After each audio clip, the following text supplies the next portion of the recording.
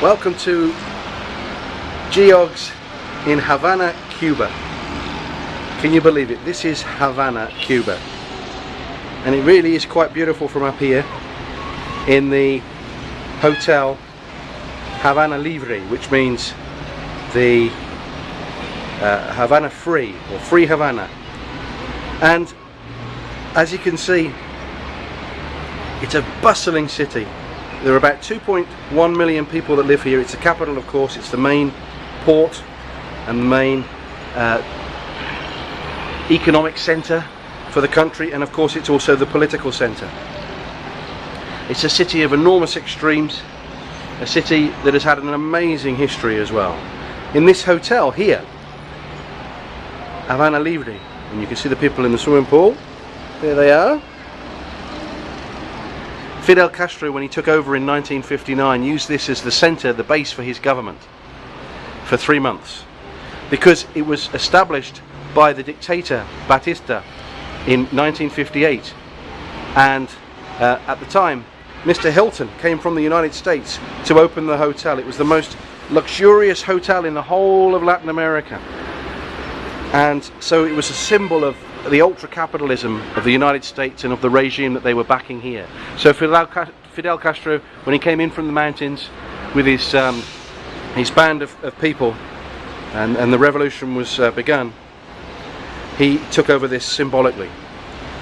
Here in Havana there are all sorts of things that go on. Over in the distance there you can see the high monument.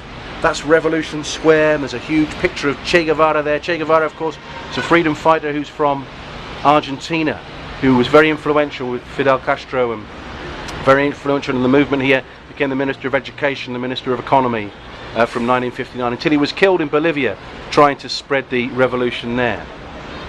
Down here you could see the University of Havana, and one of the reasons I'm here is to try and get an agreement with the University of Havana, so that people like your good selves can come and study here in the future. At the moment, Cuba is opening its doors in the education sector and in the economic sector, and they want agreements with universities all across the world.